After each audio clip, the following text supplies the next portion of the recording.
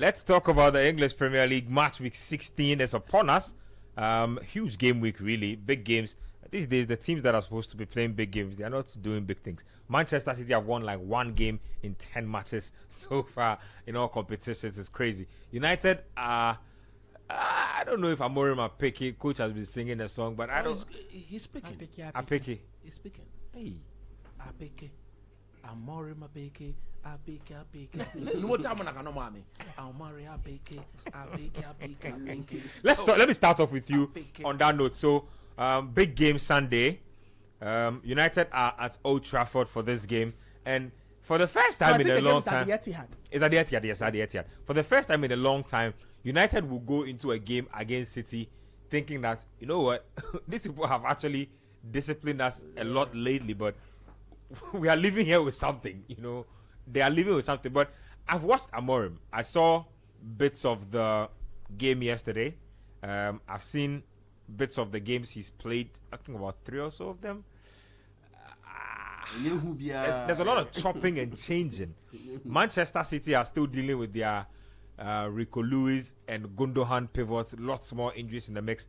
How does this play out tactically, and in which tactical scenario does United come out on top in this game? It's the same 3-4-2-1 or 3-4-3 that will revert into a back five. You see, they should go back to what they did at Arsenal. I think that has to be the template, because if you go back to that game, they virtually limited Arsenal from creating any decent chance in open play. I think Arsenal got their very first decent chance, and the 2 goals they score all from what? A set piece. If United can repeat that performance with the shaky nature of the Man City setup as we speak, I think they will give themselves a chance, because Pep is saying that he doesn't have a centre back, he doesn't have any proper defensive midfielder. The boy that he's been using to complement Gundogan, Rico Lewis, is also suspended for this particular game. What Amorim has done, when you see United play, you see that there's a structure.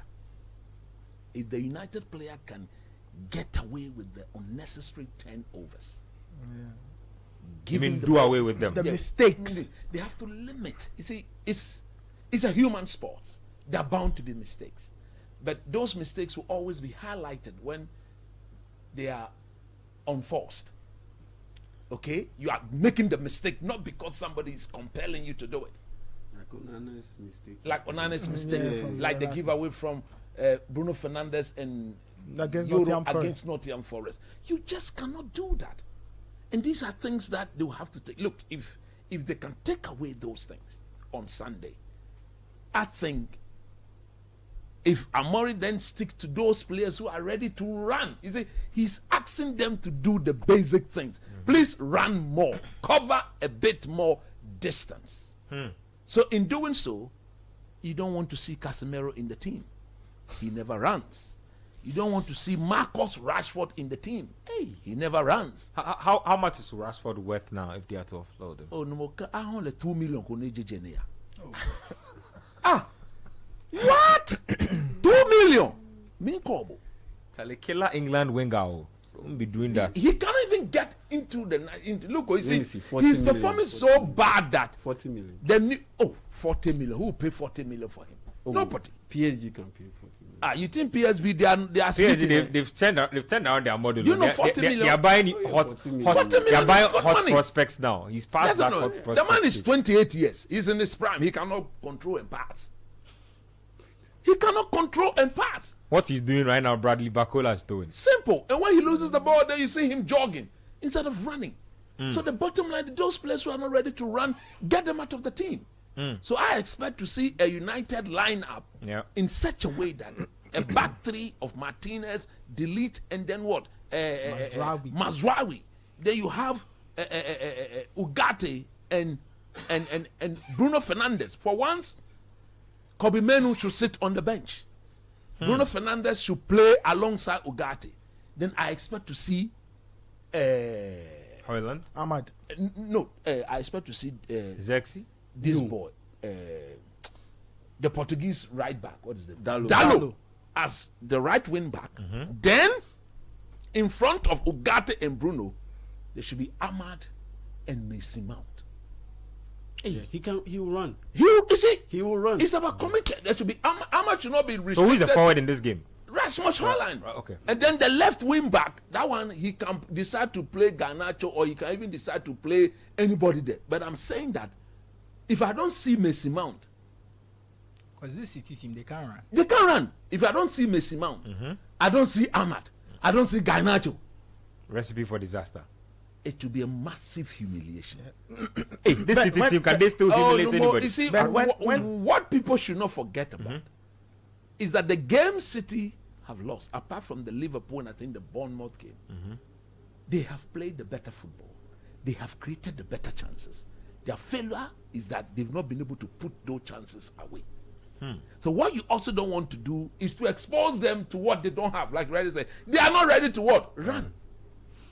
So if you can do that, when he has to run back now, he doesn't. Just before I go around the table, quickly, I mean, again, same question.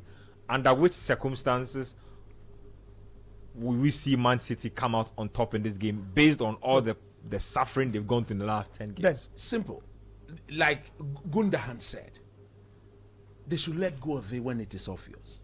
Players are taking unnecessary touches on the ball. 2, when they lose the ball, everybody should be seen fighting to win it back. The manner in which they are being cut through, the manner in which teams are piercing through them, is too simple. With cheeky ease, you cannot do that at that level. So I'm looking at it, and I look at what Pep Guardiola himself is doing to help the situation. Truth be told, he's not doing anything to help the situation.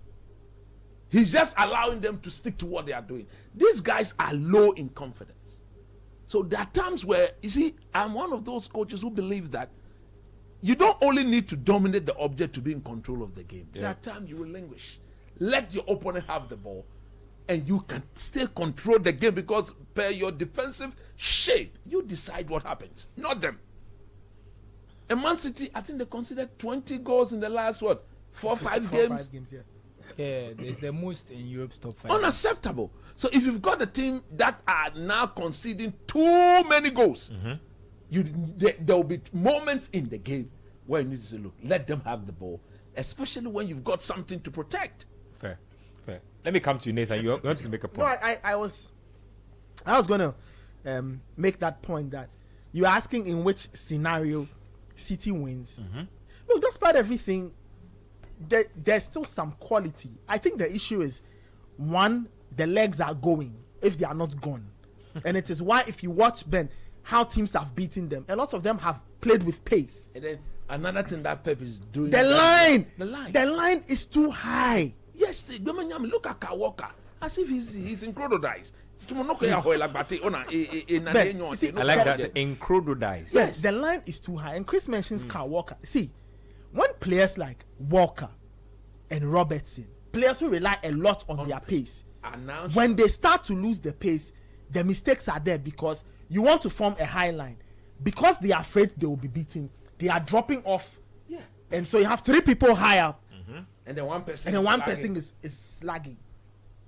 And once that line is penetrated, that's it. The other team is gone. Look at how Spurs beat Man City. Very, very similar goals. Hit. They couldn't track the off run. Those guys who were running off the ball. Ruben Amorim has been talking a lot about United and movement. Yeah. Third man runs. 2 players are passing the ball. A third man should make them run because if 2 people are on the ball and they are marked by 2 men, clearly if somebody makes a third man run, no defender is getting that guy. Fair. So if United can maximize their movement, they will have something. The finishing has to be good, but you still have to look at Manchester City and recognize the quality they've have. That on their, if you don't show up and you think because they are in a bad form, you play wishy-washy football, they will dish it out. We saw what they did to Nottingham Forest. The quality is still there, but the teams that have the more athletic players, the more physical players, the quicker players, are the ones who are giving City a lot of problems. Like Bournemouth. And Pep will have to be very careful